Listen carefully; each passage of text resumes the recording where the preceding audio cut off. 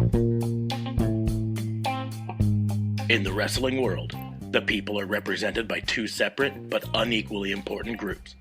The wrestlers and bookers, who literally do all the hard work, and the fans, who endlessly nitpick and overanalyze everything they do. These are their stories.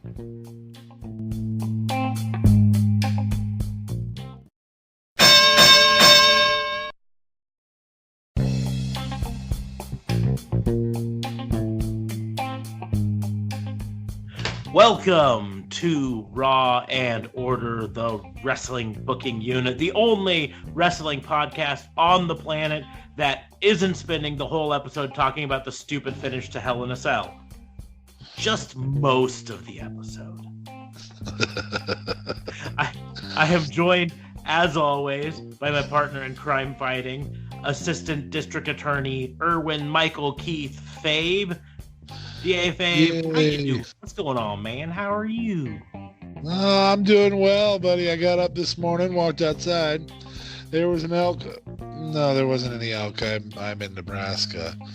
A little while back, I did see a possum on my street corner, and I think I told you about that, but not on the show. So I'm almost to Eric Bischoff levels.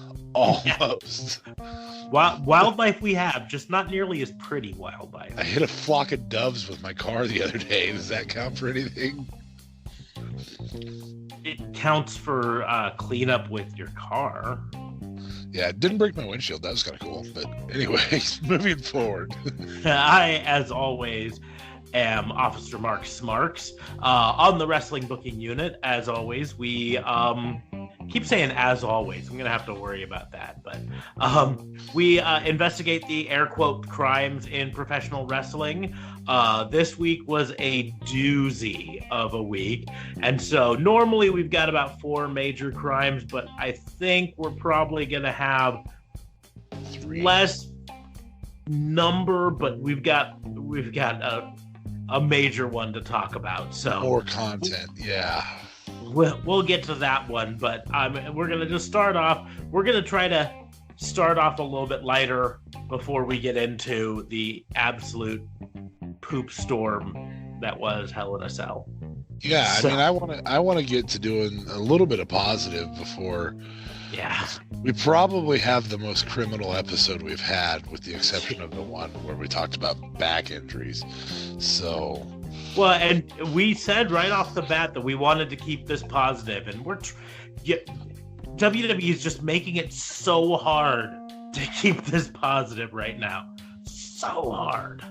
and really they aren't, if you think about it. I mean, there's been times where we've had really good, but it's so heavily overshadowed by the bad because it's so very bad. Shock factor is outweighing quality, it seems like sometimes. It's almost like Russo's booking again. Oh, you mean the FBI agent? No, different Russo. Oh, okay. Yeah, that's right, because it's the same last name. It's weird. They're so similar. They really They're- are. They're totally distinct people. Not in any way, shape, or form related No. or connected. Nope, not at all. No connection whatsoever. So, but let's just kind of get into it. I think I started off last week, so we'll start off with you for crime number 1.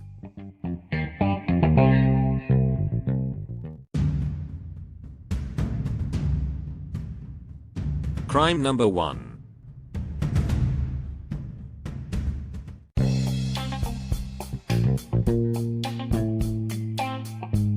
Crime number 1. This crime goes out to AEW. AEW has been charged with understanding how to monetize the internet properly. Not misunderstanding, but understanding. So this becomes kind of a 2-part crime, in that AEW is doing the positive parts of the crime, and let's just say other wrestling promotions are not. For example, one wrestling promotion tried to make excuses for their recent pay-per-view on Twitter and on YouTube. However, that's not nearly as effective as, say, I don't know, running your dark matches on YouTube. How absolutely brilliant. And what do you know? We didn't get in the position where everybody's had to talk about the non-canon matches that happened publicly. In fact, did you have any clue of what was going to happen on AEW Dark before you watched AEW Dark? I'd seen the matches that were to take place, but I kind of specifically once I knew that that they recorded them and that it was obviously going to be used for that show. Yeah, I just avoided it. But the really nice thing is, for the most part, the community around AEW supported that. Like, I didn't see a post on any of the forums that I go to. I didn't hear any one of the wrestling podcasts talk about it. Like, the information was out there, but because they knew it was coming up on a show, they just kind of were like, we'll find out in a week. It's good. Yeah, I mean, I think we've gotten to an era, and you and I used to do this, not wrestling related, but you and I did this frequently, where we were like, no such thing as spoilers. Mm-hmm. And we're in an era where for the most part, people don't blab the spoiler, with the exception of Paul Heyman. Yeah. I actually saw a statistic, and they went through, they figured out that every time he says, this is not a warning, this is a prediction. Spoiler, this is not a prediction, it's a spoiler. Every time he said that, Brock has won. It's been true. So when he says it's a spoiler, it truly is a spoiler. Legitimately a spoiler. So which does mean, though, the one time coming up someday where he says it's a spoiler and then Brock loses. Yeah, because it's happened enough. Even more shocking. Because it's happened enough that people are going to go, hey, we need to throw a curveball at this. Because, oh, wait, WWE values shock over content. Yes. We're not talking about that right now. We're going to get to that later. So AEW Dark was awesome. It's an incredible concept that we actually talked a little bit about. I would like to say that Mixed Match Challenge was on the forefront of that, but it was a non-monetized program. So it was fan based, which is fine. I mean, I love fan based stuff, but it's also okay to monetize and use YouTube to do it. And both of those organizations are effectively already large enough, AEW large enough to do it, and WWE just for some reason has not jumped on the YouTube train. I would say Impact probably would be more effective on YouTube under an AEW Dark mentality than they are on Channel Unknown. They've been on the Pursuit channel for a long time, but now that they co-own Access TV, they're starting that soon after their upcoming pay-per-view. Then they're gonna kind of have a fresh start on Access, which is in a lot more homes, but still not nearly as many as a USA Network, a TNT, or a Fox. Yeah, I would also suggest that, say, ROH could learn a lot from that, with live television happening on their Sinclair contract, and then the next day, within 24 hours, maybe broadcasting. I think the delay for AEW is putting it together as a compilation program rather than a just directly broadcasted program. I think that AEW will push that delay down eventually. I don't think Tuesday night's the right night for it. I think Sunday night's the right night for it. Well, I mean, where I see where you're coming from. I think they're viewing it as kind of a promo for Dynamite the next night. Like their concept is put this out on Tuesday night so they can say tune in tomorrow night for live wrestling.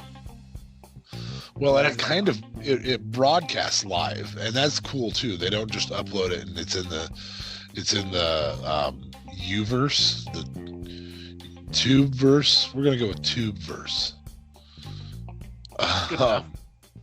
Yeah, it's not just automatically in there, so you can actually watch it live, knowing that there's other people who've anticipated this, which kind of even beats Netflix to the punch in terms of that Netflix releases entire seasons at one time. Yes, people sit and wait for Netflix to release said seasons, but I do kind of like that it goes on YouTube Live, even though it's not a live broadcast at that moment. When they hit play for it to get on YouTube, that's when it's live, and it broadcasts live, and then you can watch it later. And I think using that monetized setup and creating that anticipation is very, very 18 to 30 year old, like their demographic. Mm-hmm. I think we had this conversation 25 minutes ago. Yeah, that's a peek behind the curtain. Even though we don't talk about what our crimes are going to be, we talk a lot more than just on this podcast, and we talk about a lot of stuff. So, yeah. But no, excellent crime. I totally agree with you. AEW is killing it, and not just even on like the YouTube, but their social media game is absolutely on point. Oh, well, and their other shows. I mean, it's not just Dark. Dark's just the wrestling show, the secondary show. But you've mentioned it many a times, being the elite. We together have mentioned how much we'd love to see WWE take those vignette-style talk shows, pull them off of our nightly show, maybe show a highlight from said vignette talk show, but put it on free internet-based television. Not the network. Yeah, it can go on the network. You own it. But also put it on YouTube. And I think WWE is missing the boat that there are people who are in the Tubeverse who have left their jobs and do not work full time because they tube. And they make a lot more money than the average person. And WWE could easily monetize, say, Miz TV, separate from Miz and Mrs., and so AEW has done an exceptional job of this, whether it's Matt and Nick doing their show, whether it's being the elite, whether it's any of that segment. They've done very, very well, and now they've put an official show, like you called it, a pre-show, the night before every taping that was taped the previous week. I mean, I think we've said it many times. We would not be upset with taped television. We just aren't. I miss the days of Todd Pettengill at 9:00 on Saturday morning. I miss being able to have a recap show produced explicitly by WWE that's easy to watch, that isn't just the talking heads like ourselves on YouTube or other things. So I think AEW's slaying that concept. So it's a throwback with modern technology. Brilliant. Yeah. Well, and that's what, like I say, I mean, so much of it, the AEW has taken a lot of cues from the past, and, you can try to say WCW all you want, which there is WCW influences, but there's going to be, considering Dusty Rhodes' connection with WCW for so long. But just the idea, like, we already know a bunch of the matches that are going to take place next week on Dynamite. When was the last time you walked away from a Raw knowing 4 or 5 of the matches that were going to take place the next week on Raw? Yeah, you really only ever knew the marquee, and then that was card subject to change. Mm-hmm. Here's looking at you, Rey Mysterio and Seth Rollins, which would have been the way to fix what we're going to talk about later. Sorry, I got off on a tangent there. It's like we're trying to avoid talking about an elephant in the room. It is. It's like a big elephant, a big farty elephant. All right, I want to hear your crime. Okay, so for me, get to crime number 2.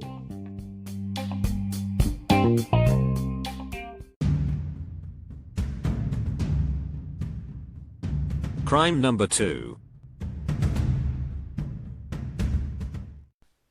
I'd like to take a moment to talk about our sponsor, Anchor.fm.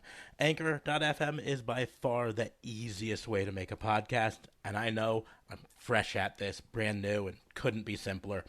Anchor gives you everything you need all in one place for free, which you can use right from your phone or computer. Anchor.fm, Anchor app on your phone. The creation tools allow you to record and edit your podcast, so it's going to sound great. You can even record with friends over the internet, which is what I do. Awesome. They'll also distribute your podcast for you, so it can be heard everywhere. Spotify, Apple Podcasts, Google Podcasts, many more, and they're adding more all the time. And they'll even help you with sponsorships, so you can easily make money from your podcast with no minimum listenership. So, what are you waiting for? Download the Anchor app or go to Anchor.fm to get started.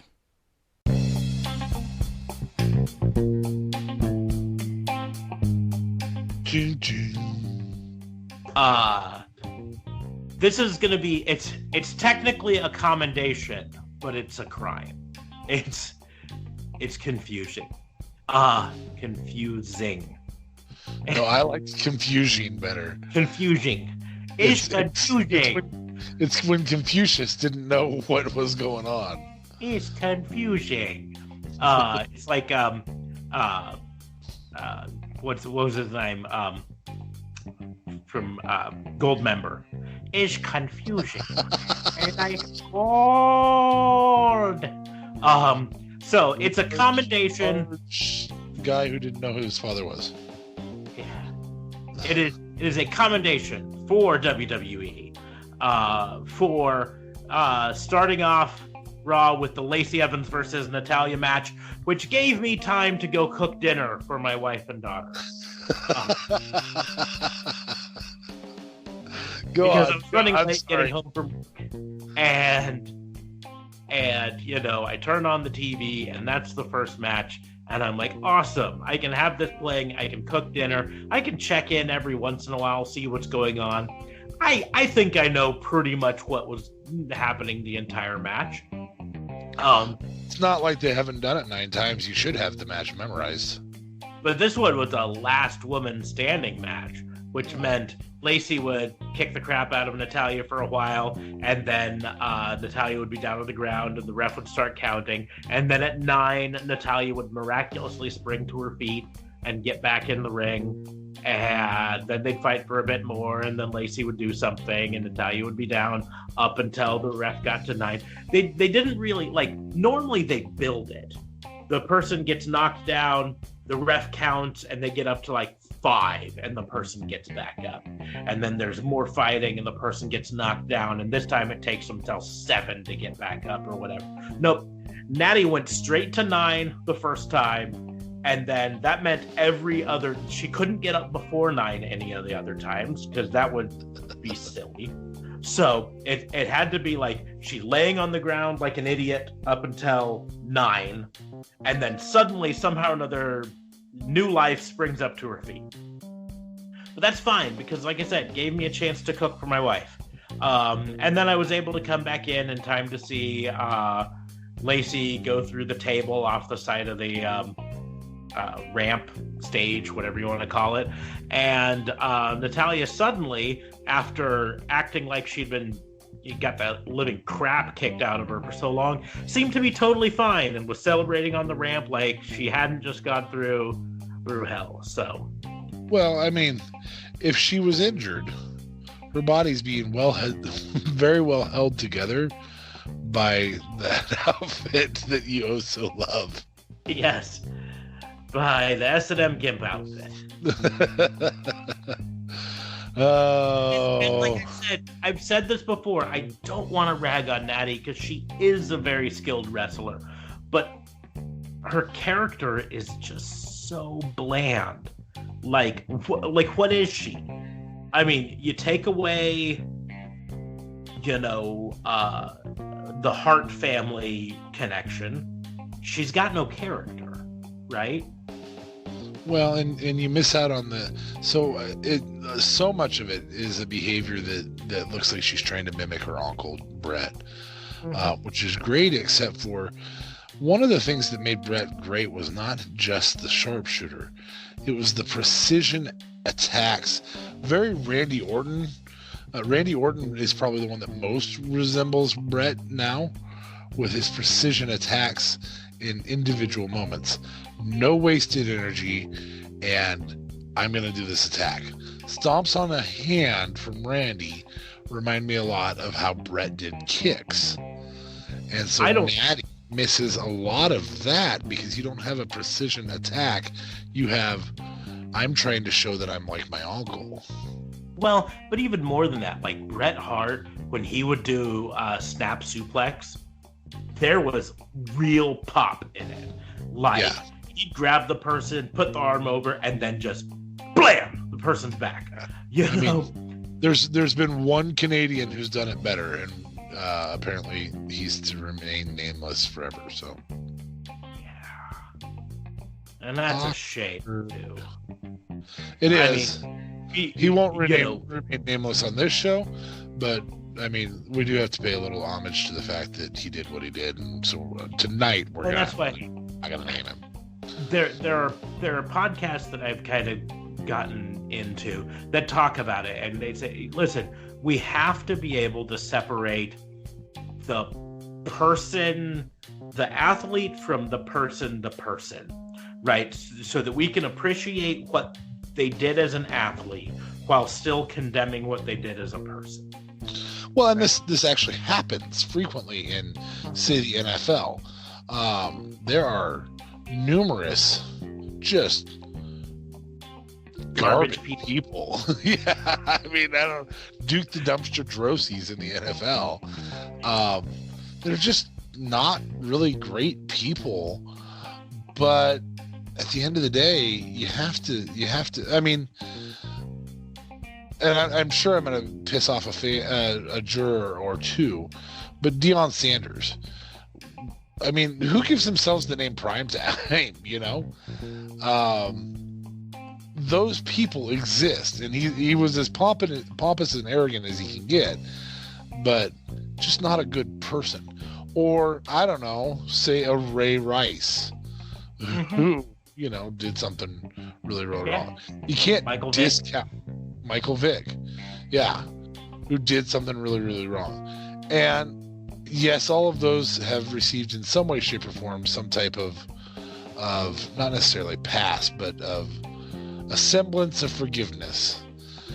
And I think at some point we have to have a semblance of forgiveness for that other situation. But that takes us off the subject. Yeah.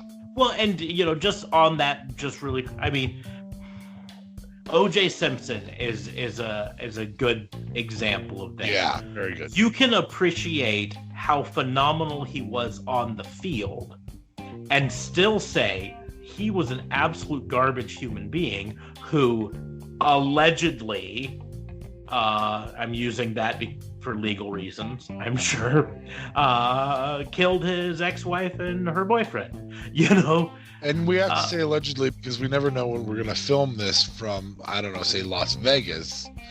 Yeah. And be holed up for copies of this so that he can make sure that they get destroyed and don't get posted online. Yeah. I mean, it's the same thing with this particular wrestler.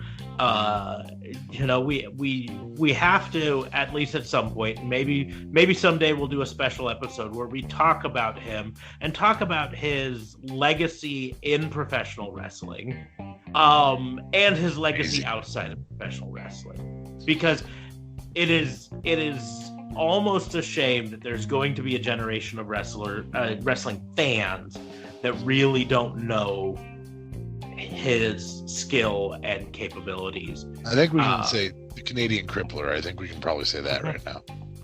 Interesting side note, his son, the one that's still alive,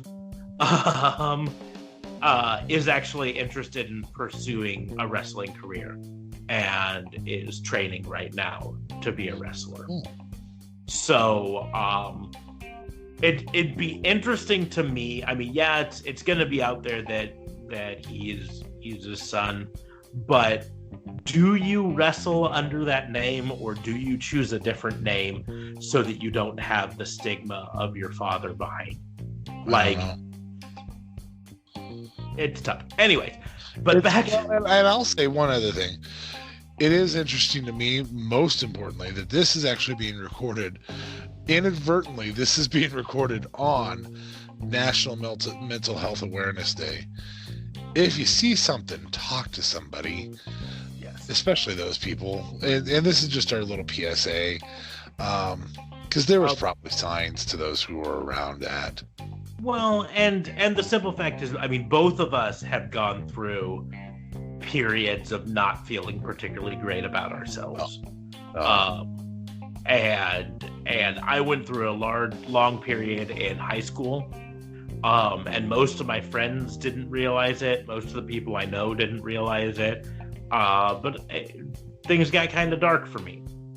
And you have to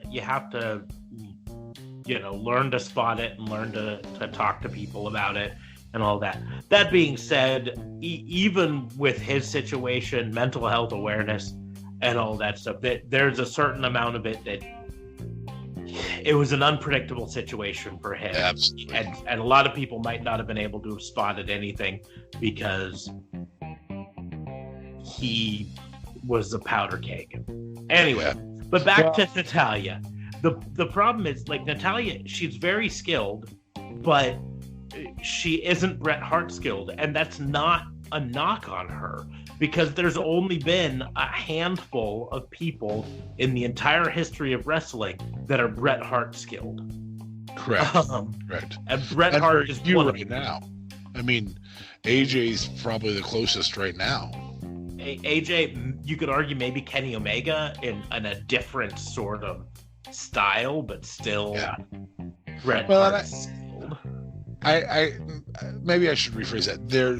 There's not many right now that are being given the opportunities that he was given, because I would say, I mean, Aleister Black's in that category, Shinsuke's in that category, Darby Allin's in that category. You know, different segment, different skill set. I don't know if I'd put Darby Allin up there yet. If only because we just don't know him well enough yet. He's phenomenally talented. I'm not arguing there. Yeah. But Bret Hart talented, I don't know if I'd put him up there yet. Beating than Bret Hart does. Yeah, he does. He does. But, like, I mean, you could make an argument that Will Ospreay is up there in Bret Hart talented. But from a technical standpoint. Yeah, and that's the deal. Is, I mean, from a technical standpoint, we don't know. But Natalya is definitely not there. And I don't want that to sound like a knock on her, because she's still more talented than 90% of the other wrestlers out there. Correct.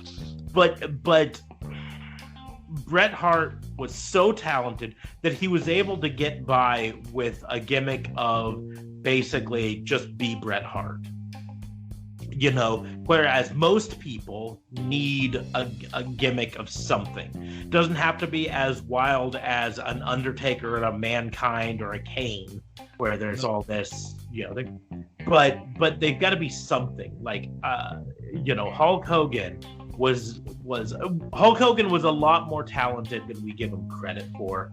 Go back and watch an early Hulk Hogan match, and you'll see that he had skills. By late 90s, he was old and unable to do a lot of the stuff that he used to do, but he had skill. But he wasn't Bret Hart skill. So he knew that he had to have a gimmick. He had to have a character. And his character was the All-American. His character was, eat your vitamins and drink your milk and 27-inch pythons. That was his character, and he needed it, right? Sting, one of my favorite wrestlers of all time, probably my favorite wrestler of all time, knew he had to have a character, that he couldn't just get by on just wrestling talent alone. He had to have this gimmick, this character, and it didn't have to be like I said, it didn't have to be this huge, in-depth character. His character was mostly, I put paint on my face and I talk really loud and I'm super charismatic and I turn my charisma up to 11 as I walk to the ring. But he knew he had to have a character.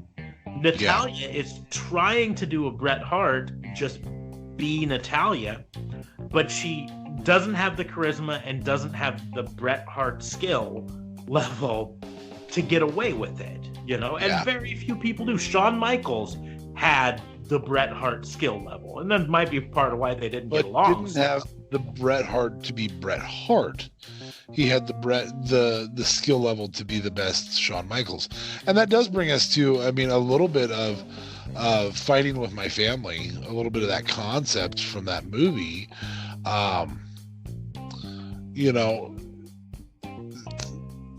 Incidental plug here, but The Rock physically says in Fighting with My Family, you don't have to be the next Rock. Just be the first you. Mm-hmm. And the best you. Yeah. It also, it was this kind of the same thing in that movie. The character of Paige and her brother were both really skilled. In many ways, her brother was more skilled in the ring, but her brother didn't have a character that, like that it factor charisma character that she did. And that's why the WWE passed on him and signed her. Yep. And he's gone on to continue to train wrestlers and continue to work for the family and all that stuff, and been, moderately successful in his own right, because of his skill. But he didn't have the skill level to float along just as himself, and he didn't have the character to carry him with less skill level. And I just think if Natalya was not born into the Hart family, right, would she be where she is today? And I don't know. She's really skilled, but there are a lot of really skilled female wrestlers out there who are not featured on WWE TV every week. Well,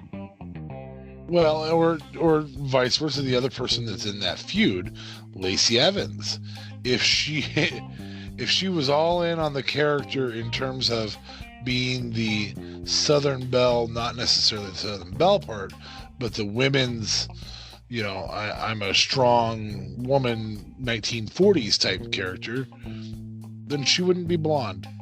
And if she wasn't blonde, would she have ever been in a world title picture? And we've kind of seen that as a no, unless you're exceptionally good.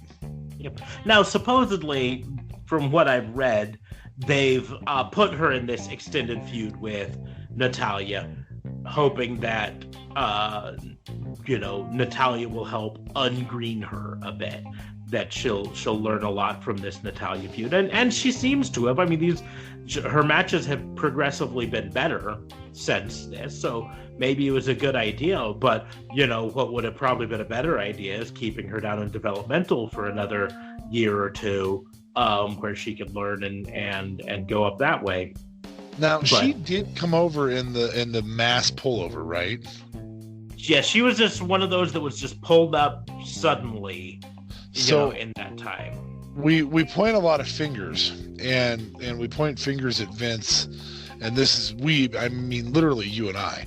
We point fingers at that event because, you know, with the other 5 that were pulled over in that, it was, oh, give me your 6 best, and, you know, I need them on TV. Hunter, I don't know who they are. Hunter, just pick them.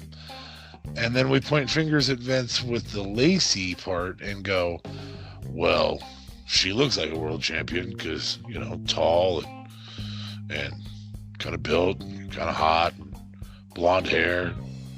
Yeah, let's bring her up. We know for a fact if it's one, it couldn't be the other. So there has to be more than one person blamed for that mistake. Well, and that's the I'm trying to think, because it was December 17th of 2018. It was when she was pulled up to the roster. She was announced as one of the 6 NXT wrestlers about to move. Yeah.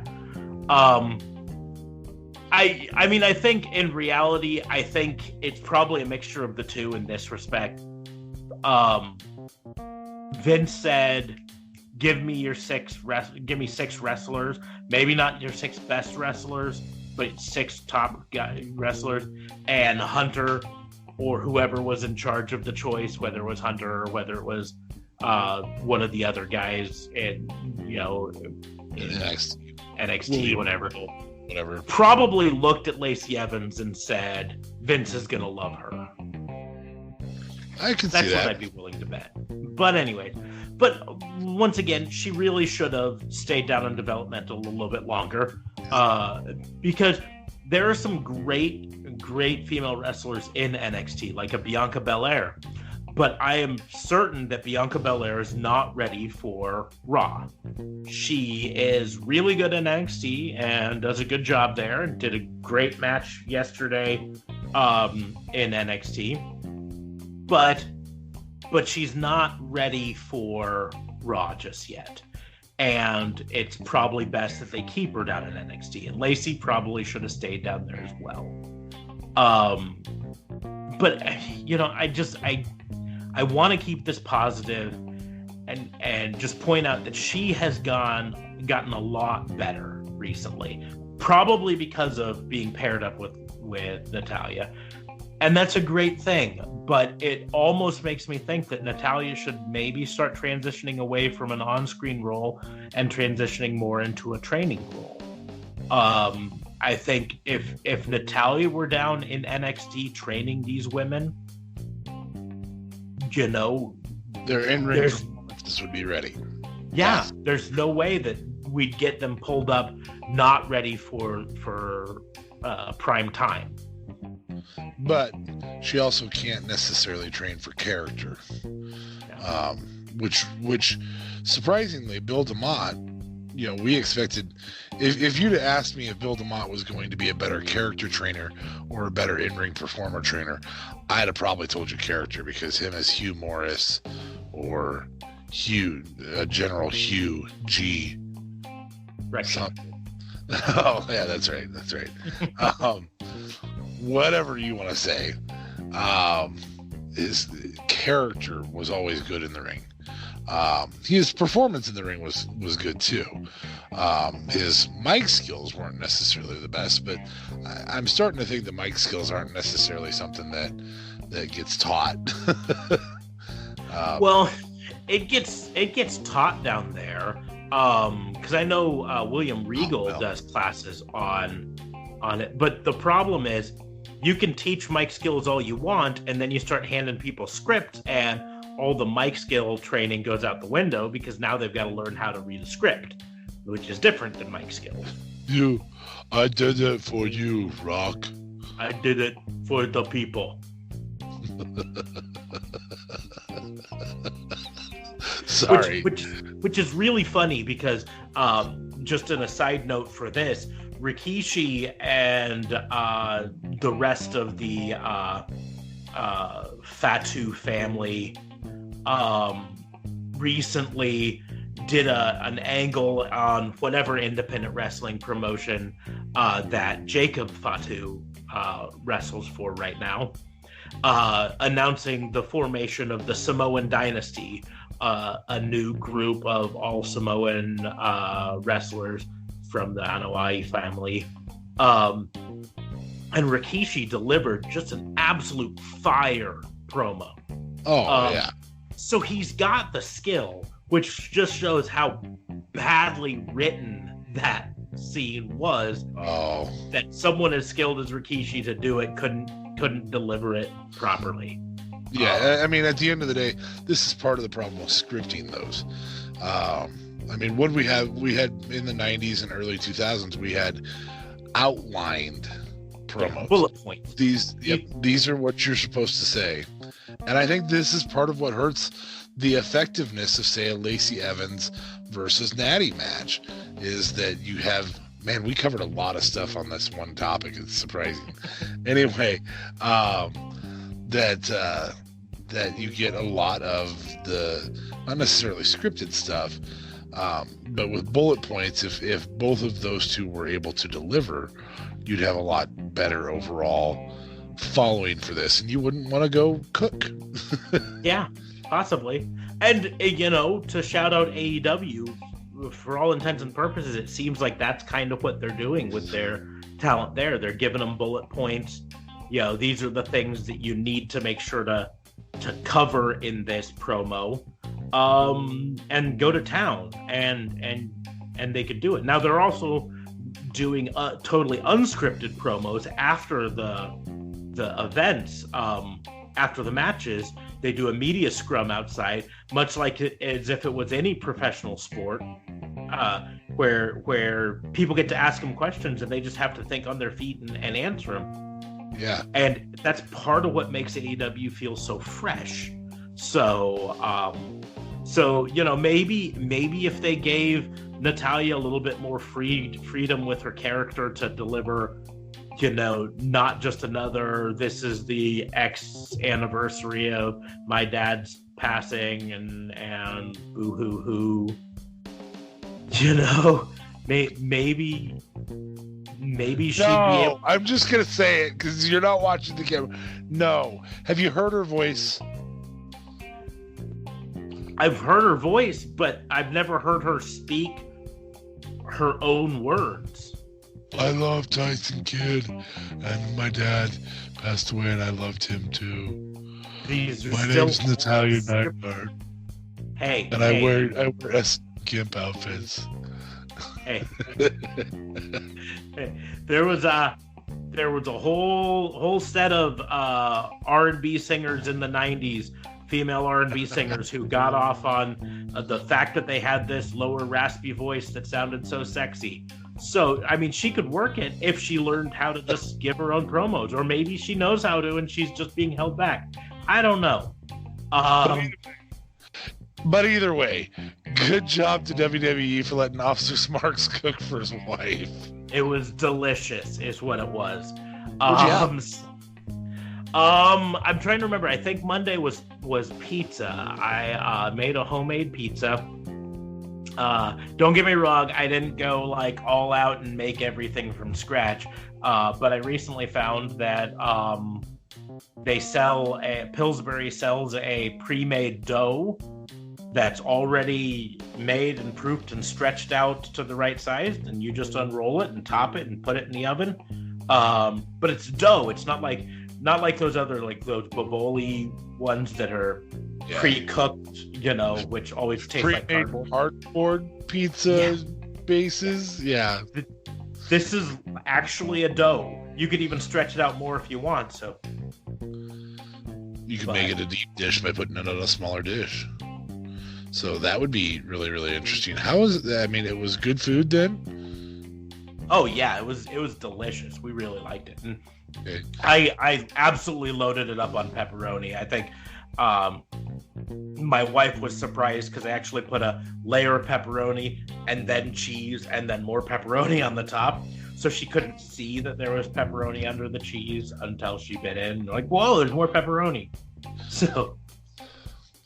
And as we all know, women love more meat. Yes. Gotta give them that pepperoni. Pepperonis, thinly sliced. Okay. All right. So we can spend all day on these tangents. These have been fun. These have been. I think this is mostly us just procrastinating getting to the what's coming right now. Elephant is coming right now.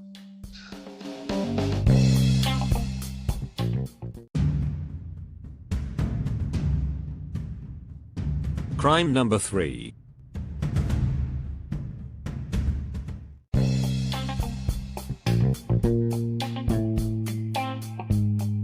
All right, so I'll go ahead and give a recap. You tell what the crime is. This is Assistant DA Fame listing this charge.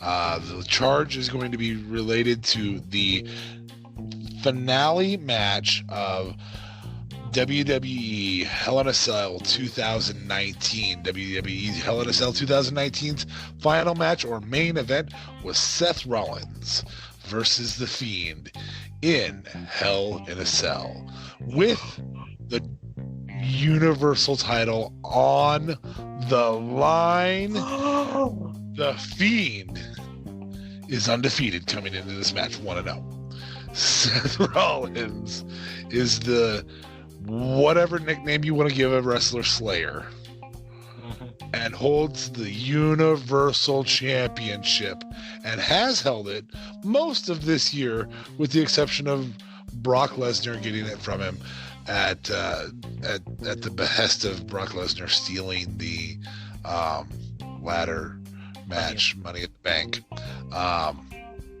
So with the exception of the Beast in the Bank taking it from Seth, Seth has held it since WrestleMania and did not hold it for a whopping 2 pay-per-views.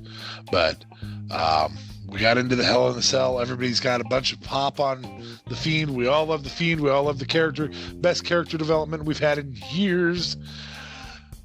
Dominant matches. Great match. Officer Smarks, tell us a little bit about what happens in the match. Well, what happens in the match is a pile of crap is what happens. It wasn't. The first half of the match was great. First 90% of the match was great. Yeah, the bread on a turd sandwich can be great, but you're still getting to the turd in the middle at some point. So the match goes on, and Seth Rollins gets basically all the offense. He's just going to town, but he can't seem to put away the Fiend. Everything he does, the Fiend's kicking out of his finishers at 1, and so he hits him with another finisher, and another stomp, and hits him with the pedigree, still kicks out at 1. Hits him with a stomp on a chair, kicks out at 1. Hits him with a chair on the head. Now, yes, it was a protected headshot, but it was a headshot with a chair on WWE pay-per-view, which is important to note that they allowed him to bring that out for this turd sandwich of a match. And then that doesn't work. So then he puts the chair on top of the Fiend's head, and then hits the chair with a ladder, and then that doesn't work. And so then he puts the ladder on top of the chair, and then grabs a toolbox and hits the ladder and the chair with the toolbox multiple times, clang, clang, clang, and that doesn't work. And then he goes, and he gets a sledgehammer from under the ring. Now, keep in mind, earlier in the match, The Fiend, in one of his few moments of offense, gets a comically large cartoon mallet out, and it was wonderful. It was so good. It was did you ever watch the Batman animated series when they had Harley Quinn? Harley Quinn. Yep, yeah, that's exactly pulling this huge mallet out of nowhere. That was kind of what it was. But so The Fiend uses his Harley Quinn mallet, and everything's fine. Seth Rollins gets a sledgehammer, and brings it into the ring, and the referee, which I've never really understood why there's been a referee inside the cell for Hell in a Cell. Yeah, because you can count from outside. You can go 1, 2. Nope, he kicked out. Yep. Anyway, But so stops him, says, "No, don't do it, Seth." Which, when has a referee ever stopped anyone from doing anything in Hell in a Cell? Never. I've never. The closest was when Randy Orton was in Hell in a Cell versus Jeff Hardy. Was that last year? That might have been Yes, last it was last year. Yeah. And it beats up Jeff Hardy so bad. Jeff Hardy's down. The referee signals for the cage to get lifted so that medical team can come in and tend to Jeff Hardy. And Randy Orton looked at the ref and said, "No, do your job, count the pin." And pinned him, and the referee counted the pin, because guess what? That's what his job is in Hell in a Cell, because it's a no disqualification match. Ring the bell for some. This match can end with only. I'm trying to remember how the words go. Only a Pinfall or two things. Is that what it is? Yes. Pinfall Oh, or submission. Notice that one of those is not referee stoppage. I mean, yeah, arguably that goes unsaid, but like, we were angry last year with Brock Lesnar interfering and it going to a referee stoppage because both of the contestants were out. But the thing with that is both of the contestants were out. Neither one could win because both of them had been taken out by a third party. But in this one here, only one of them was laying on the ground, and the referee, when Seth Rollins hit the Fiend with the sledgehammer on the chair, which was under the ladder, which was under the toolbox, but when he hit that, a couple other chairs there. Yeah. When he hit that, the referee called for a stoppage. The official ruling, according to what came out later, keep in mind they didn't say this on the announcement. The announcers didn't talk about it. They didn't announce it over the speakers. So everyone in the audience thought that Seth Rollins was disqualified and the Fiend won by disqualification. But no, the official explanation was referee stoppage, that the referee decided that the Fiend could not continue and stopped the match. But here's why that makes no sense.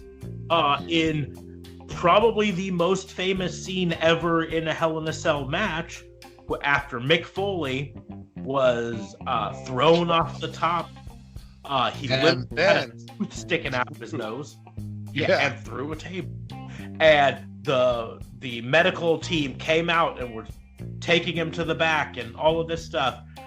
There was not a referee stoppage during that. The match was still technically going.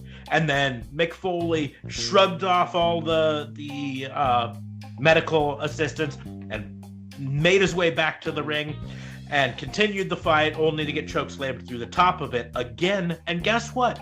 Still not a referee stoppage, right? That match still ended in a pinfall. Counted a pin. In fact, prior to this, there have been only two that did not end with some type of either pin or submission.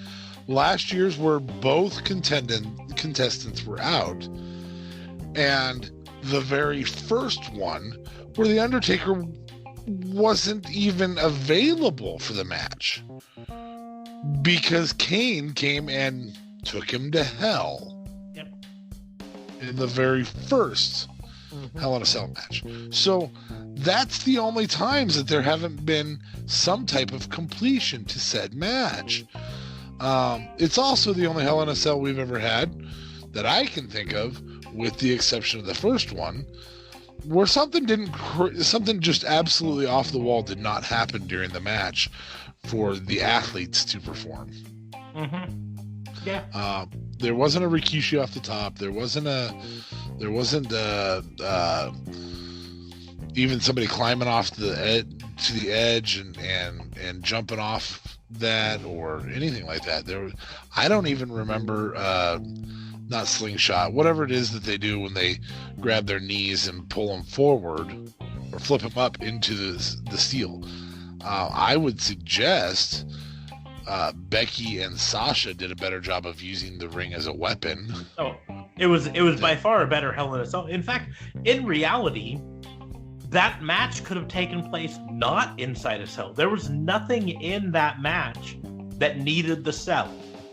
In Seth and In Seth and the Fiend. It was effectively just a hardcore match. Except I don't remember any hardcore matches being stopped by the referee either. I don't remember any no disqualifications ever. Because that's what it is. It's no disqualification without the ability to run away. So in the end, I mean, the biggest charge, I think, is character assassination, because this really, really put a hurting on the Fiend's character. I mean, sure. Well, and here's the thing. They also, and this goes back to our first crime, the way you address this is with a couple Twitter tweets. Mm-hmm. Like, you don't have the Fiend attack on Monday. Oh yeah, I mean that goes into the later parts of this, in the fact that on the Monday following Hell in a Cell, they went 2.5 hours of Raw without even mentioning the Hell in a Cell match with the Fiend, and then they gave it a we're gonna be able really to sweep this under the rug. We better address it. Yeah. Then they gave it a really brief little video package, and then rolled on. And Seth Rollins didn't appear, and the Fiend didn't really appear, and Sort of at best. it was crap. But so character assassination was a big one, because I think it really, really has hurt the Fiend's character. I mean, just from the standpoint that he spent probably a good 7 or 8 minutes of that match just laying on his back, basically motionless. Right? Yeah. That really hurts the concept of this unstoppable monster. And yes, he kicked out of like 12 stomps or something like that. Which the concept is, that makes him look like a bigger monster. But up until this point, basically no one got any offense on him. Like, Finn Balor got a few offensive moves here and there, but then just got annihilated, right? Every other person who's come face to face with the Fiend, of course, he's only had the one match so far, now 2. But every other person who's come close to him has gotten 0 offense in. Including other guys that they're putting over like mad by destroying other people. Braun Strowman got 0 offense against him, and Braun Strowman has multiple times annihilated the entire tag team division, or just its champions. Either way, Braun Strowman. Well, now he's going to go off and face Tyson Fury, a boxer who. Yeah. Hey, Braun Strowman, congratulations. You are officially Big Show. Yes, officially. We're going to give you the WMD punch now, so you can have that, and we're going to pair you up with a boxer. But don't worry, this time it's going to be a big boxer. Yeah. It's not going to be Floyd Mayweather, who makes a lot of money as unbeaten ever. It's going to be a guy who's bigger. Yes, a big, like 6'9". Yeah, you know, he's gonna be big. But so character assassination. You're gonna lose because there ain't no way a boxer's coming in and not win. Yeah, no, especially an undefeated boxer. yeah. But garbage, or the current champion. Yeah, just garbage. Yeah. So character assassination, other related charges. I mean, we could probably spend hours here just listing out stuff that we could charge it with. I think a character assassination for Seth Rollins too, because Seth Rollins came out of this not smelling of roses at all. No, because they destroyed his finishers. Yeah, I mean, 75 finishers and it doesn't close out a guy. Yeah. Guess what? They're not finishers now. Chairs and everything. Yeah, they're not finishers at all. So we watch in the same week that we see the F5 become so devastating it defeats a guy in 9 seconds, defeats the world champion in 9 seconds. We take the guy who beat that guy, and it took him 4 stomps to do it. And we make him look weak, simultaneously making The Fiend our strongest character development in ages, that we spent 6 months building up, that we've given 1 match to, and we make him look like, well, you know, he's big and scary, and I understand he's a blonde-haired guy in the woods, and he's big and scary, and he's terrifying. But Seth's the whatever you want to call him, Slayer. Yeah, he's kind of. If they use the term Fiend Slayer, I will not watch for probably 1 week. Well, that's what, I've literally spent the last 4 days just trying to think to myself, is there any way they can really rescue this? As of this point, and you challenged me on the previous FBI to rescue it, and I literally don't know if there is a way. The closest I can come to is saying to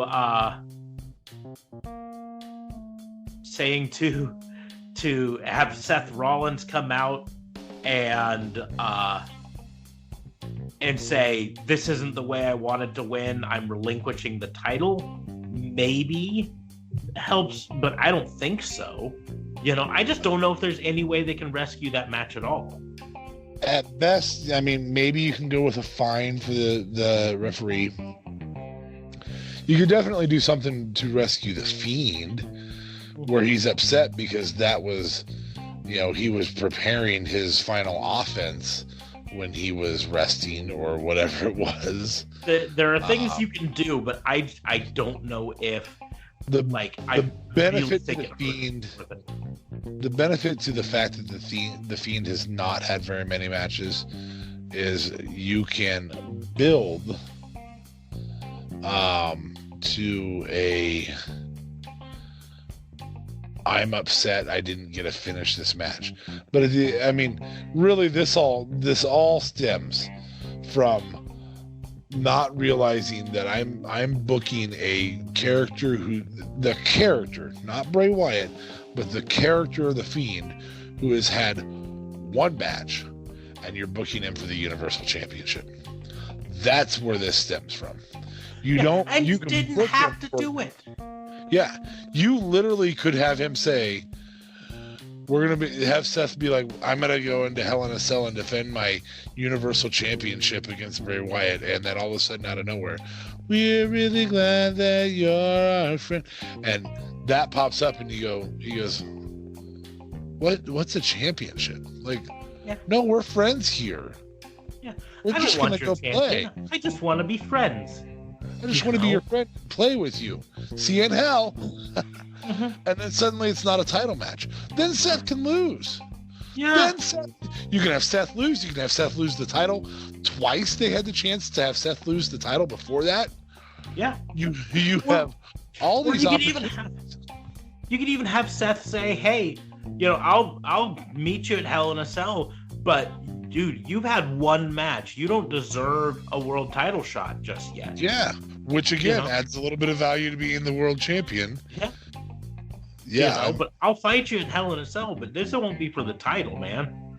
I understand. You got a little bit of history here, but you haven't earned this. Exactly. There were so many ways, and they had 5 weeks to book said ways. And they just said, the titles. That's what he wants. He wants the title. Why? Why does he want the title? He was in the woods of Alabama or wherever Bray Wyatt was raised, stalking a child 30 years ago. This demonic force. He didn't care about titles. Yeah. So I also think that WWE should be charged with potentially killing the gimmick of Hell in a Cell. I mean, that's murdering that match. What, Why would I watch? I don't. Yeah. I'm not guaranteed to have some type of closure to whatever argument is happening. What used to be the most devastating, intense, often wow-inducing match of the year now is like, if the referee stoppage had happened at the Mick Foley versus Undertaker match after the first throw him off the top, would we still be talking about Hell in a Cell this day? We'd talk about that one fall from Hell in a Cell, but then no. Yeah. Because none of the other stuff would have ever happened. And they don't always have to be Rikishi going off the top, Shane going off the top, Mick Foley going off the top. No. The women's Hell in a Cell this week showed us they don't have to have that. Use Cell though as part of the weapons. Use the Cell as part of the weapon, and I don't know, there be a winner. Yeah, they have to have closure, especially right before Survivor Series. So what? We're gonna have a Survivor Series showdown where the Fiend either won't be on it, or he's gonna lead a team. I think their plan was to have a rematch, the Fiend versus Seth Rollins at Survivor Series. That their concept was, let's have Seth Rollins win in a dubious way, so the Fiend then can challenge at Survivor Series, and we can have it at a bigger event. And the only evidence I have for that is that WWE Spain tweeted out a graphic of Survivor Series rematch, Bray Wyatt, The Fiend versus Seth Rollins, and then very quickly deleted it. What type of match can you do? That's the other thing. Isn't Hell in a Cell kind of the epitome of? Well, yeah, that's where do you go from that? Hell in another cell? Do you bring out the triple cell from WCW, right? Oh, I got it. You do a Punjabi prison match. Oh yeah, because that's a great. It's been a really good, successful match. That's why I said the triple cage, the cage on top of a cage on top of a cage from WCW, because that never goes wrong. No, never. Okay, so maybe we should put more future thought into what we're doing today. How can this affect my future? So they tried to kill the Bray Wyatt character, The Fiend. They tried to kill Seth Rollins' character. They tried to kill the match gimmick entirely, right? They killed my will to live at the end of that match. They killed my appetite for the next, 2 or 3 hours. I'm a fat guy, so... They nearly murdered the internet. Oh, yeah. The internet almost exploded. I mean, that's like terrorist level. Who knew Hell in a Cell was a terrorist cell? That's very, very true. Very true. I am very upset with you for stealing the line that I came up with earlier this week. I didn't say it. But it's so true. Who knew Hell in a Cell was a terror cell? Because that's what it did. It literally, it suicide bombed all of us. While it killed itself, it killed all of its fans. It absolutely killed Adam Wilburn's will to live from What Culture. I don't know if you've listened to any of the What Culture podcasts. Adam Wilborn. Mine have been Wrestle Talk this week, and it's been pretty brutal too. Adam Wilborn has been the most positive, upbeat guy on any of the podcasts out there. He just loves wrestling. He's been so excited for all of this stuff. And after Hell in a Cell, he's like, F WWE. They suck. They've absolutely ruined my will to live. I hate wrestling now. See, so a lot of these podcasts, because we have a tendency to target everybody, including the fans. And so a lot of these fan-based podcasts this week I've heard, how could you not put the title on Bray? How could you not put there's a million ways you could not put the title on The Fiend. The problem is that they had to make the match about a title. Yeah, they booked themselves into this corner. Yeah. So if you just make this a non-title grudge match, there's a million different ways. I said it during our fantasy booking. They could have had Bray win or The Fiend win, the ref go to hand him the title and him to look at the title like, what's that? And walk away. And then we have a title tournament that can end at TLC or at Survivor Series or wherever the hell you want to have it end. You know? They made their poopy bed, now they've got to sleep in it. Yeah, and that's what just murders this whole thing. And oh, by the way, just after this, let's have a draft right before SmackDown, because this has kind of been bugging me a little bit too. This week is all of this. So SmackDown is going to be the start of a draft, correct? Correct. So we're going to do a draft right before Survivor Series, and then all of a sudden these characters that just changed shows are going to have some type of show pride that's going to make them want to go and win at Survivor Series. Yeah. We're about to tell another crappy story without any development at all. Yeah, that's what. Well, and we've talked before privately about how the SmackDown versus Raw format for Survivor Series just doesn't have sustainability just in general. But you're right. They're suddenly going to have SmackDown and Raw are both going to have effectively new rosters. There might be a fair amount of people who stay on the brand that they were on or get drafted to the same brand that they were on, but in the end, now they're supposed to, in 2-3 weeks, I don't know exactly when Survivor Series is going to be, maybe 4 weeks, but they're just going to have to, be, hey, SmackDown's better, even though a month ago I was on Raw. Hey, Raw's better, even though a month ago I was on SmackDown. And I understand the draft, but I'm really legitimately hoping and praying that they change up their format for Survivor Series this year, because the motivations don't work. You just spent 7 months building a storyline that fits perfect with Hell in a Cell, fits perfect with that particular pay-per-view, and I could have given 2 rips who the Fiend faced in Hell in a Cell. It could have been Braun. It could have been Luke Harper and Eric Rowan. It could have been any number of people. It could have been anybody else that pissed him off in the past. You could have called Barrett back, Bad News Barrett back, and been like, "Hey man, we're gonna give you $1 million to come get your butt kicked by Bray." However you want to do it. It could have been Shane. It could have been Vince.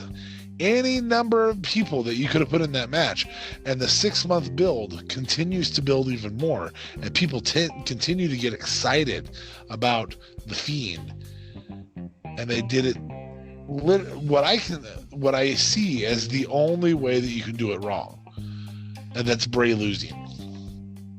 I don't care how he lost. They literally did it the only way you could do it wrong. Anyways, so we could continue to talk for probably 2 hours on the poop sandwich that was the ending of Hell in a Cell. But probably the biggest crime that it did out of all of these crimes that we've talked about, and many more that we haven't exactly even brought up, the biggest crime that it did is it made us leave Hell in a Cell night feeling crappy after what was actually a pretty good Hell in a Cell up until that point. Yeah. We talked before a little bit about the women's Hell in a Cell matches, but most of the other matches on that night were pretty darn good. Charlotte and Bayley didn't end the way they wanted. Still not upset about the match. Well, the women's Hell in a Cell didn't end the way we wanted or thought it should, but it was a hell of a match. I mean, so much that on that was a nope. Becky won. I know. You wanted Sasha to win? I thought it was time for Sasha to win. You're building her up as this heel. You're building her up as this character who's coming along to do something, right? And she hasn't won a singles match since she came back. So she's got no credibility when she talks about being the boss. She's got to win sometime. Yeah.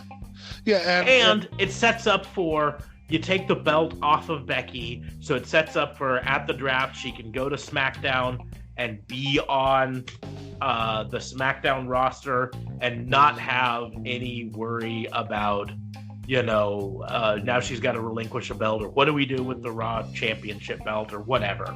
Yeah. The other side of that is you have the women's championships named after the show they're on. So rather than like Universal and WWE. Yeah, but they're still not going to switch either of those just because they're colored, right? So the WWE one's blue and the Universal one is red. They're not going to start putting the red belt on the blue brand. One is black and the Universal is red. It's a black strap with a blue shield on it. In the men's, no, it's a black shield. I was 90% certain it's that blue on the background. Anyway, the women's is white strap, red and blue, and they literally call them the Raw Women's Championship and the SmackDown Women's Championship. So yeah, that can't move back and forth. But nevertheless, the matches were good. Ali versus Randy Orton, though I'm upset that Ali couldn't counter the second RKO and he did the first RKO, was still a good match. Though I'm upset there was no stakes, it was still a good match. Mm-hmm. There were lots of I was pleasantly surprised with the Roman Reigns, Eric Rowan, Luke Harper, and Pipsqueak match. Sorry, Daniel Bryan match. Yeah, in fact, that arguably might have been one of the best matches of the night. Yeah. And yeah, it was good. And that's why I say that was probably the biggest crime that main event match did, is it took what was actually a pretty decent show and just pooped all over it, so that all we talk about now is how bad that main event was. I mean, you even had Alexa Bliss and Nikki Cross lose the championship to the Kabuki Warriors in kind of a plot twist, with the Kabuki Warriors turning heel in the match and all that stuff. We should be talking about that, but we're not, right? The OC faced the Viking Raiders and the partner of their choosing, which was Braun Strowman. It's still a decent little match that we could talk about, but we're not talking about it. Did you just call that a decent match? It was a decent. I mean, the Viking Raiders did well. It ended in a wasn't it a disqualification? It was a win. Once they were done, then Tyson Fury was gonna come in and attack Braun. Nope. It was Strowman dominated the OC. The trio then teamed up on Strowman, were eventually disqualified. So it was a DQ win for the Viking Raiders and Strowman. But then afterwards is when AJ Styles went for the phenomenal forearm, and Big Show. Oh wait, no, I mean Braun Strowman. Braun Strowman hit him with the weapon of mass destruction. Suddenly realized he knew how to punch, I guess. You even had King Corbin facing Chad Gable again. That was a pretty good match. You had, like you said, Bayley versus Charlotte Flair. That Charlotte Flair ended up winning again. But it was a good match, and it just kept the storyline going. There were some pretty good matches on this thing, and all we're talking about is the poop sandwich. I keep saying poop sandwich because that's what it was. Yeah. And that's part of what makes me so angry. And I think you could have booked Seth Strong and have him take the loss. That's the other thing. I think if the ref doesn't stop the match, Seth goes for a pin after all that. Fiend kicks out at 1, sits up. And applause. still What? have the blood spot. Mandible Claw Seth still have the bloody spot. Yep. Have the win. Seth looks strong in defeat. Yeah. No, there's a ton of ways they could have booked that. Don't put the title on the Fiend or Bray. You know, Funhouse Bray is the one that loses the title. You I don't know? even care. I don't even care about the title at this point. And we talked about that a little bit last week. But yeah. Put the title on Bray. That's fine. You booked yourselves into that. Put the title on Bray. But the one thing that all of us said going into this is the title doesn't matter, but Bray's got to win. And then not only did he not win, but he looked like a punk out of it. And Seth Rollins looked like a punk out of it. And it ruined a perfectly good match and ruined a perfectly good pay-per-view. Yeah. You get a little fired up about this. I'm just so Right. pissed at it. Well, Okay. ladies and gents, we are over an hour and 20 minutes, so we're gonna do. We're gonna do so some that Officer misdemeanors. Smarks does not go out and shoot or tase everybody who is on he sees on patrol. We're gonna do a couple of misdemeanors and probably close this out. So, Officer Smarks, did we get a donut and a coffee real quick to calm down? Phil? Woosa. Okay.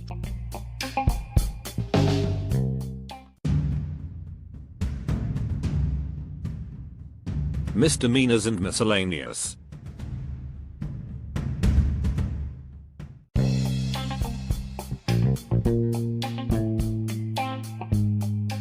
So Misdemeanors.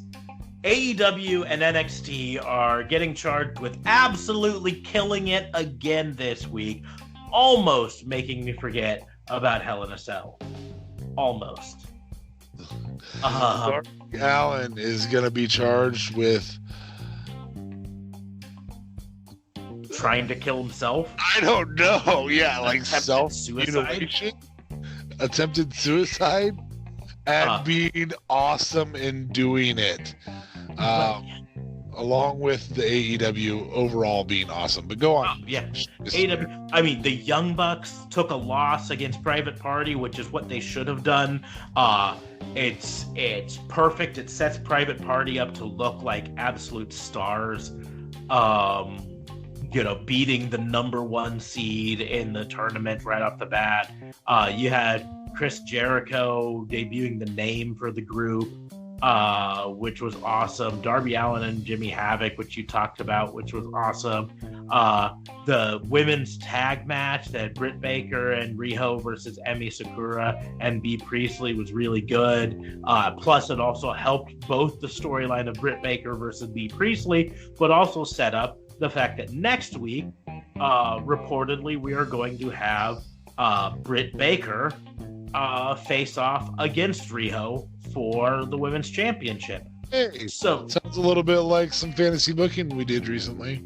yeah, just a little bit.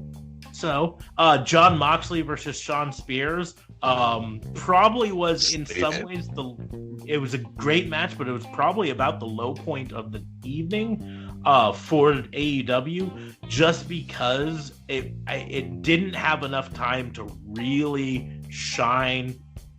And then it's a shame because it put Shawn Spears in another loss, and I was really hoping that, but I knew as soon as they booked him against Moxley that he was going to take the loss. But Wow. he looks good in it. I wish they could have booked him a little bit stronger. Yeah, he was the victim of building two other storylines there. Yeah. And that's something big to point out. We reopened a Pac versus Kenny Omega storyline right after that, and we continued a Moxley versus Kenny Omega storyline. That could get really interesting. That could be the what tangled webs we weave situation that could get really, really fun. So yeah, I agree. And then in the main event, we had the tag match of Dustin Rhodes and Hangman Page versus Sammy Guevara and Chris Jericho, which was really well done and also helped set up more stuff, more antics by the heel group, which led them to get the win. You had Jake Hager outside attacking Hangman Page to help set up the Judas effect on Dustin Rhodes. There's some great things that they did. You then had Cody Rhodes. The lights went out and Cody Rhodes showed up and attacked Chris Jericho and Sammy Guevara. And there were so many good things, setting up more storyline and all this stuff. It was a great night of that. At the same time, over on NXT, you had a phenomenal night. You had a new cruiserweight champion crowned when Leo Rush defeated Drew Gulak. That's right. Just best 24-year-old piece of gold. Yeah. Rhea Ripley beat up on Aaliyah, which Aaliyah's not great, but getting beat up by Rhea Ripley is always great. Rhea Ripley's phenomenal. Breezango versus the Forgotten Sons. I almost forgot they existed, but it was great. Wait, Breezango was there? Yeah. I thought I saw Heavy Machinery. No, it's just sounded like Heavy Machinery because they sounded like construction equipment beforehand, but then it was construction strippers, I guess. They're doing some weird new gimmick where they come out different all the time. I don't know. Perhaps it's a different YMCA Village People character every time. Yeah, maybe. They'll run out after 6 matches. Yeah. Anyway, go on. Then you had a very quick thing with Cameron Grimes defeating Boa, and then Killian Dane came in and attacked Boa as well. Whatever. Roderick Strong versus Isaiah Swerve Scott, which it's still weird for me to call him that because he's Shane Strickland. That's his name. It was a perfectly good name. Why the hell did you force him to change it? But it went good. Swerve was able to show off how good he really is, but in the end, due to distraction, I guess is the best way of saying it, Strong was able to get the end of Heartache and the Stronghold to get the win. Dakota Kai versus Bianca Belair was really good. And then, of course, the main event, Walter versus Kushida. Those are two phenomenal wrestlers. Kushida has impressed me ever since his Ring of Honor time and his New Japan Pro time. And I've just loved him. And so he comes in and, he still loses, but it's a great night. So I wanted to... hold on. Before you give him your verdict there, I've had trouble listening to the last two matches because at one point, did you say doo-doo distraction? Due to. Oh, due to. I was like, that stuff's DX's, man. The doo-doo distractions. We're out on distraction? No. Distraction. I didn't see the duty due to distraction. Yes. So nobody did their duty last night. No, there was no duty done. But everybody did their duties. Their duty. Duties. All right. In college, my professor said you always have to pronounce it like you're British. You have to pronounce it duty. Because if you say duty, like us Americans like to say, it just sounds like what you do in the bathroom. Yeah, so, which is what I will mock you for. Yes, duty. You will mock me for it all the time because I will say that. Also wanted to give a little misdemeanor to Matt Coon's Total Engagement. Matt Coon does a wrestling podcast that I listen to on the regular. About a month ago, he started doing daily episodes instead of weekly episodes. They're daily, they're short, usually only about 20 minutes long, and they're all really good. But he did an absolute excellent episode. I think it went live on Sunday or Saturday. It might have been Saturday before Hell in a Cell. But it was on racism and race in wrestling. And more specifically on representation. And it was about an hour-long episode, longer than most of his, but it was absolutely phenomenal. I highly recommend anyone who hasn't listened to it, find that episode and listen to it, because it's really, really good. And then the final misdemeanor I have is I've got to throw out a little shade, a little misdemeanor at WWE for only having 4 matches announced on the day before Hell in a Cell Day. Man. It's like you totally forgot that you had that coming up, and you're like, oh crap, Hell in a Cell's this weekend. Hell in a Cell's today. Let's announce 5 more matches on the pre-show. Ollie, what are you doing? Yeah, we'll have you face against Randy Orton. I mean, you guys have had matches before, so there's heat between you. I guess. I should also throw one misdemeanor because you got to plug. So I did get to listen to the oh my god, heel Fabulous Heel Nerds. That's what it is. Man, I should write this stuff down like I'm actually preparing for these things. My drunken friends from England are entertaining. They do a good show, and so check them out. Small time follow plug. them on Twitter. Tell them we sent you. Great guys put on a great show. So.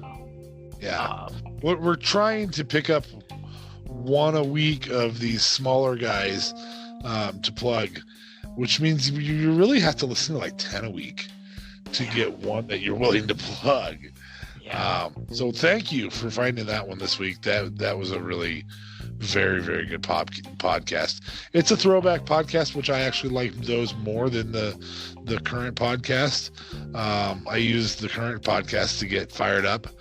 I use the throwback podcast to enjoy my drive, and so really enjoyed them. Yeah, and then maybe a worth throwing out a misdemeanor at WWE for at least. In this case, this is a positive because they at least have thought hard enough about the draft coming up this week to release kind of rules for the draft, which help us. There's not general managers. They're kind of pretending like it's actually USA and Fox that are doing it, although it's not. But the biggest thing is they have a list of draft eligible wrestlers available and split up into 2 nights. So you could only draft these wrestlers on a specific night, which is interesting because that means that there's not going to be the suspense on night 2 as to whether Braun Strowman is going to get drafted because he's only available to draft on night 1. But just kind of going down the list, the first thing is they're going to have a match to start off SmackDown that's going to be Seth Rollins versus Roman Reigns to determine which brand gets the first pick. We don't even get a champion versus champion match for that? Nope. We just get the Shield brothers going against each other? Yeah, well, I think it really means that Brock Lesnar isn't planning on being there to do a champion versus champion match. But yeah, you get the Shield brothers fighting off to do it. But just kind of looking down this list, there's a few surprises that are interesting. The biggest one is that the Street Profits are on night 1 for the draft, which means they officially are no longer going to be on NXT. They're going to be on one of the... have the tag titles. No, Undisputed Era has it. Oh, that's right. I do remember that. Yep. Wow, how did I forget that? Other surprises is that Eric Young appears on the draft list for the first night, and I kind of forgot he was still an active wrestler. Well, And Drew had it not Gulak. been for Nikki Cross being a big deal right now, I would have forgotten him too. So, And Drew Gulak is on the Night One roster, which to me means he's definitely being called up from 205 Live to the main roster, which could be really cool. We also have Humberto Carrillo on the list for that, and Akira Tozawa, which means, I mean, there's some pretty decent cruiserweight ones on there that are going to be kind of a big deal. But then there's also, the SmackDown Tag Champions are on there, which of course is the Revival. Becky Lynch is on the list there, which means she could get drafted to SmackDown or Raw. I don't know, but she's the Raw champion. So, and then night 2, kind of looking down the list here. It's going to be interesting because they got Luke Harper and Eric Rowan listed separately here, which could mean that they could, after all of this, get split up and go to different crews, which could be really interesting. They did on Raw make it sound like SmackDown, the tag teams could go to like separate brands, but I just don't see them breaking up Authors of Pain or the Kabuki Warriors right now, or Heavy Machinery. I don't see it. The only quality breakup I see is taking Rudolph apart, but Rudolph is actually really enjoyable together too. And they're still technically the tag champions, so yeah. Drake Maverick appears officially on the Night 2 list, which could be. You and I have talked about it before. He is actually a lot better of a wrestler than WWE's given him the ability to show yet. Yep. And so maybe this will mean he'll go onto a regular roster and actually get some airtime. But you've also got Liv Morgan showing up on this, Mojo Rawley and No Way Jose. Interesting they put Kurt Hawkins and Zack Ryder together on as like one unit, like they're a tag team, even though they both were single stars for a long time. Sarah Logan, the Iconics, Fire and Desire are all on here. No real huge surprises for night 2. A few people that I'm like, I forgot they still like Titus O'Neil. Oh yeah. Spend a wonderful draft pick to get Titus O'Neil. It would be worth it if they just book him the way we suggested. Mojo Rawley. I wonder if the green face paint comes with him, or the pink face paint, whatever color it was. Anyways, you can take Mojo and you can take Matt Riddle, and you can just shove them back in their respective sports and never bring them back on TV, as far as I'm concerned. But I can hear the internet community getting angry at you for the Matt Riddle comment. I am not a fan. I just, bro. I just am not. It's the bro thing. I get a kick out of him, but I know. It'd be different if I thought it was a character. I think it's really who he is, but I know lots of people love Matt Riddle. I just...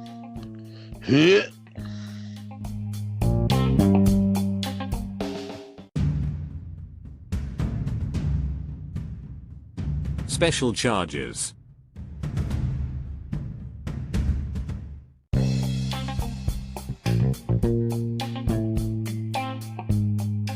And then finally, we got special charges, and the only one I've got today for special charges is a special charge to all of the wrestling podcasts I listen to, especially the ones that are news and current event based, because they've really helped with the catharsis following Hell in a Cell this week, realizing that indeed I am not alone in absolutely hating that finish.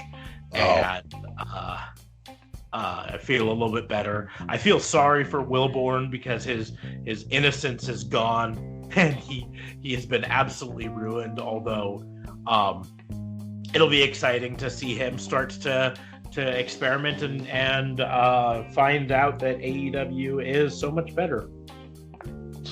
Yeah, I think I'm going to go ahead and agree with that particular tidbit. Yeah, I don't know that there's much more I can say other than I don't think that you're not only not alone. I think that whomever thinks it was booked right is probably struggling to find a friend right now. Yeah. But so that was kind of, I mean, just the catharsis of being able to be like, yeah, was actually really good. Now, that being said, I know I smack talked WWE a bit and said AEW is better. AEW is better right now than WWE's main roster, in my opinion. NXT is phenomenal. And I actually had a conversation with someone about it, and they were like, how could you watch AEW live instead of NXT live? And I was like, listen, last week, you and I even talked about it. Did NXT put on the better show? Yes, they did. Last week's NXT was balls to the wall, just bonkers. It was a takeover. But it was a takeover. It was a mini takeover. And in the end, as much as I liked last week's NXT, which show made me more excited for this week? And that was AEW. Yep. AEW built a world that made me excited for this week, whereas NXT did what I knew NXT could do at a takeover. They just did it on a regular weekly show. Yep. And this person came back and said, well, how about you just judge it based on the matches that were announced? I said, look at the matches announced and decide from there which one you're gonna watch. And I said, okay. First of all, as a survivor of the Monday Night Wars, I can't just look at the matches announced, because storyline matters. It's more than just well, I mean, example, did you really see a reason for Dustin and Hangman to tag team together? Not really. Aside from they were both friends with Cody. Yeah. Just there's not a whole lot of development to that story there. Was there a better match there though? Absolutely. But that's the deal. I was drawn in for Darby Allin and Jimmy Havoc. That's why I chose that show. So that's what I posted back to this person. They said, here's a thought. This is what they said to me. Here's a thought. The show that gets watched live on a week-to-week basis should be the one that advertises the better matches for the following week, and then the other one gets recorded. Otherwise, you can get stuck in a habit and not be watching the show live that has the better promise. And so I wrote back, well, I get your point. As a survivor of the Monday Night Wars, I've learned to decide based on my excitement week to week. Storyline matters to me more than just bonkers matches. Right. But to your point, let's look at what's advertised for tonight. This was, of course, on Wednesday before the thing said NXT. Lio Rush versus Drew Gulak for the Cruiserweight title.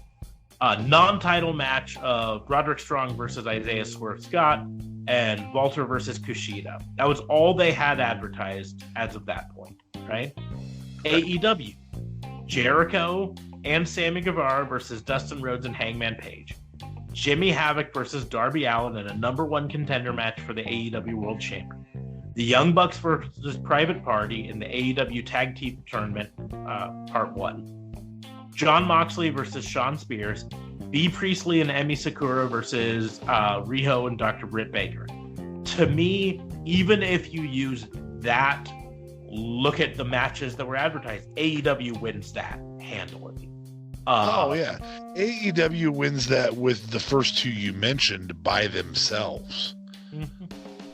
When you're talking Jimmy Havoc and Darby Allin for a number one contenders match, and a legend in terms of Chris Jericho, a legend in terms of Dustin, a number one contender most recently in Adam Page, and an up and comer. I ran out of names. Sammy Guevara. You've got youth, you've got experience, you've got showmanship, you've got everything, just in those matches alone. And when you find out they're at opposite ends of the card, you're gonna watch it. Mm-hmm. I mean, now, that being said, where I'm at. I still DVR'd NXT and watched it later because I still wanted to see it.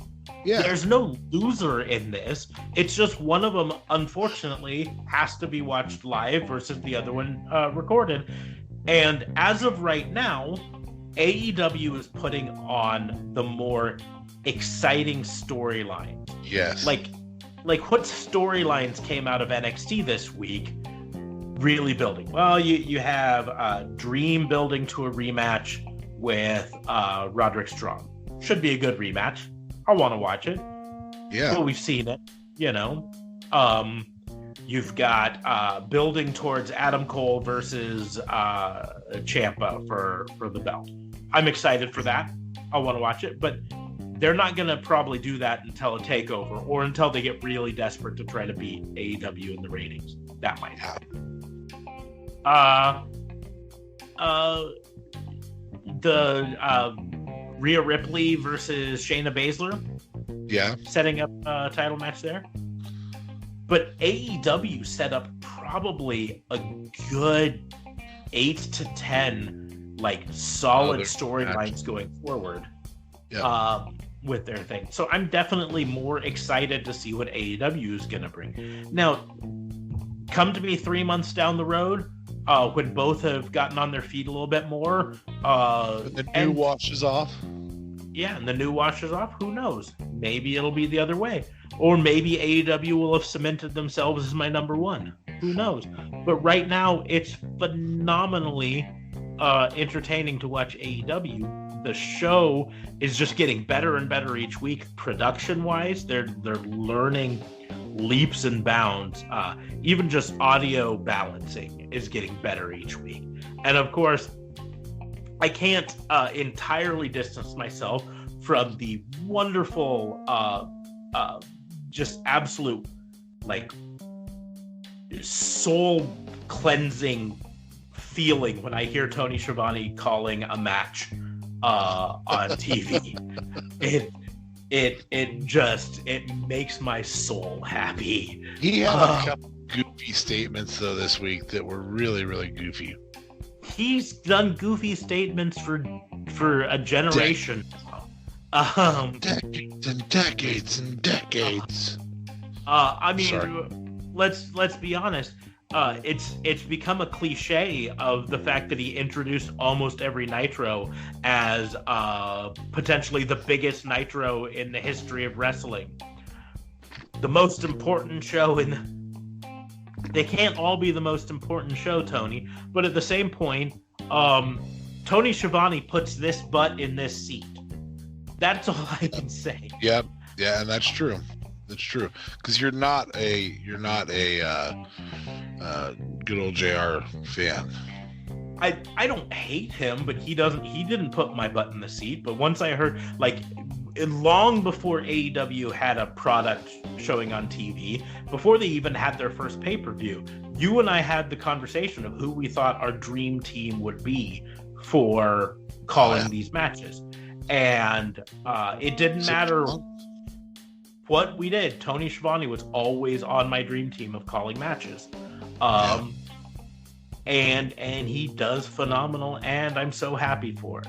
And then one final special charge for me to go off on a very minor tangent. A special charge of boo to AEW and WWE for not putting on nearly enough events in our area. Yeah. Just boo. Boo. So did you go to the Ralston show? I did not. Oh, I did not get maybe that's why.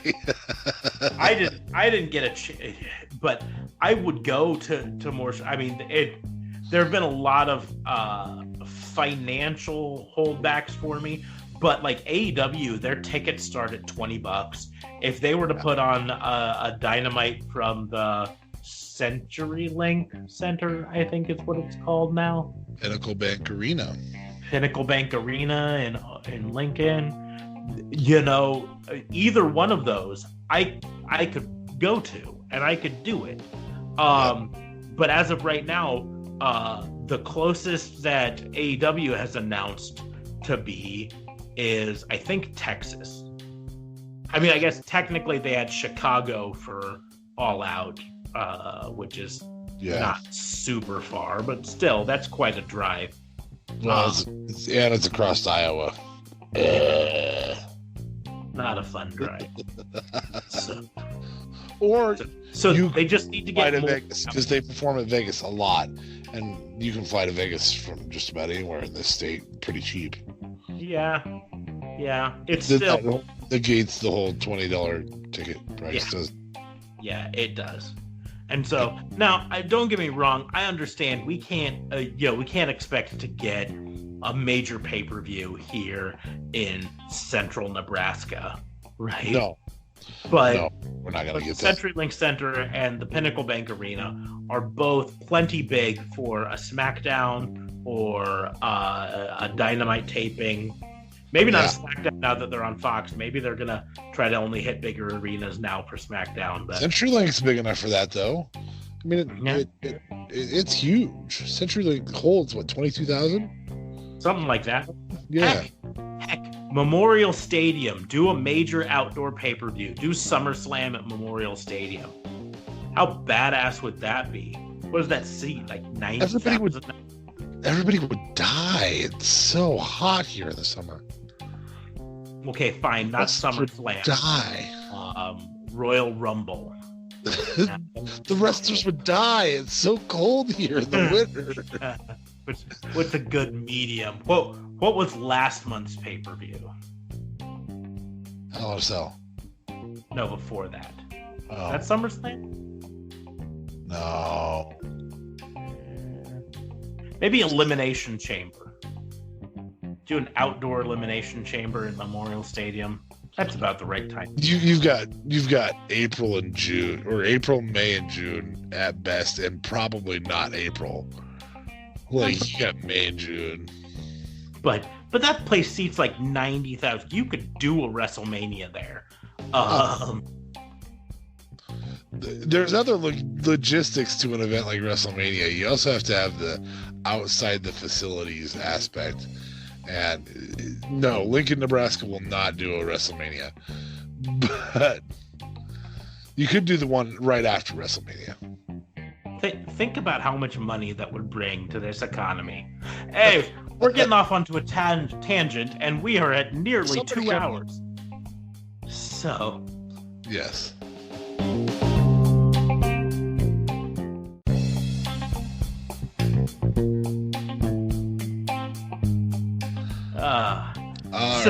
Anyway, that, time to shut this bad boy down and adjourn court and hand it over to the jury to make their decisions, give us their opinions. Follow us on Twitter at Raw and Order WBU or at DAIMK Yes. on Twitter, or you can say at Dame Fabe. Yes, right. As always, though, we also say like, share, and subscribe. Give us 5 stars on your podcast platform of choice. The more stars we get, the more 5-star ratings we get, the more ear holes we get into. And you should know by now that we like getting in ear holes. What'd you just say? It sounded better in my head. But Also, give us the suggestions. We're trying to do these weekly small podcasts. We've got our big ones we listen to. We throw those out to you. We love suggestions for the small ones. We'd love to help them get to big ones. Love them to help us get to big ones. Trying to think of sponsors and what can they can do something special with Anchor.fm. Oh, yes. Well, Anchor.fm is our podcast hosting platform. You can always go there and start their own. Yeah, you can always go there to see what platforms we're available on. You can start your own podcast there. It's wonderful and super easy to do. You can get sponsorship through there. And then once you're there and signed up, you can leave us voice messages. Leave us your crimes. Leave us your fantasy booking in a voice message. Get to hear yourself on our show. And we will answer your question, your podcast suggestions, whatever. You can also, on Anchor.fm, support us. It's kind of like Patreon, except not. But you can throw us some money to help us with our goal to document all of the, air quotes, crimes in professional wrestling. So there's a lot of at the current rate, we're going to have to record 24/7.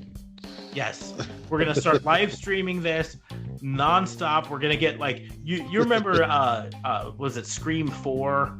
The guy was live streaming the whole thing from a little camera mounted to his glasses. Anyways, we're just gonna have to live like that. I don't remember that. That's wonderful though that you remember that.